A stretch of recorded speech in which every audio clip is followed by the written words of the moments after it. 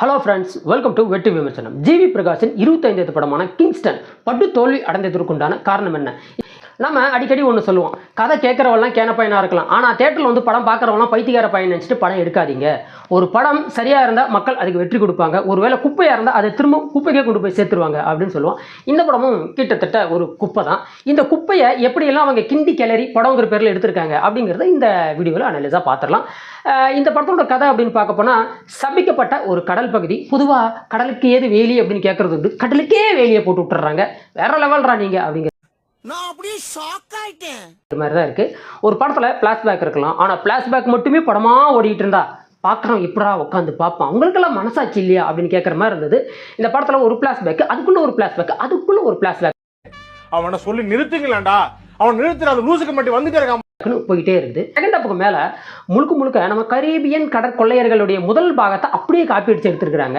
இதில் ஒரு கேனத்தனமான விஷயம் என்னன்னா, இந்த படத்தில் அந்த கடலுக்கடியில் இருக்கிற தங்கத்தை தொட்டால் ஃபஸ்ட்டு தொடரவன் சாவறான், ரெண்டாவதாக வர்றவன் அதை விற்று பணமாக்கி செழிப்பாக வளரலாம் அப்படின்னு சொல்கிறாங்க.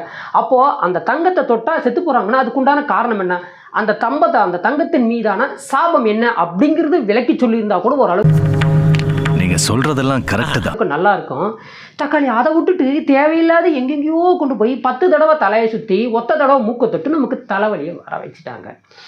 தலைவலிக்குதுரா, தலைவலிக்குதே. பொதுவாக ஜிவி பிரகாஷ் என்ன பொறுத்த மட்டும் அனிருத்துக்கு நிகரான ஒரு இசையமைப்பாளர் தமிழ்நாட்டில் இருக்காருன்னா அது கண்டிப்பாக ஜிவி பிரகாஷ் அவர்கள் தான். இசையமைப்பாளராக அவர் வாங்கின பேரை கூட நடிகராக படத்தில் நடித்து ஒட்டுமொத்தமாக அந்த பேரையும் கெடுத்துக்கிறாரு.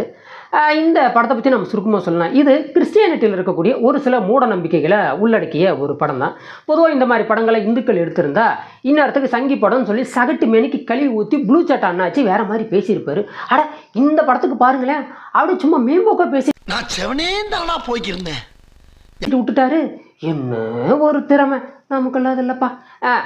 அடுத்ததான் இந்த படத்தை பார்த்தோம்னா கிளைமேக்ஸு. பேய்னா என்னங்க நமக்கு நல்லாவே தெரியும். பேய்ங்கிறது ஆவி, அது கையில் பிடிக்க முடியாது, அது நம்மளை அடிக்கும், ஆனால் நாம் அது அடிக்க முடியாது அப்படிங்கிற ஒரு தேரி இருக்குது. இதில் இந்த அம்மா என்ன பண்ணுது, கதாநாயகி கெரசான் கேன் எடுத்து பேய சாத்துது, கதாநாயகி ஒரு பக்கம் சம்டி எடுத்து பேய சாத்துறாரு. ஆனால் இது கூட போட்டுங்க, எல்லாருமே ஃப்ளாஷ்பேக் சொன்னால் போதாது, பேயும் ஒரு ஃப்ளாஷ்பேக் சொல்லட்டும்னு இந்த படத்தில் ஒரு பேயும் ஒரு ஃப்ளாஷ்பேக் சொல்லுது. என்னை வச்சு ஒன்னும் காமெடி பண்ணலையே.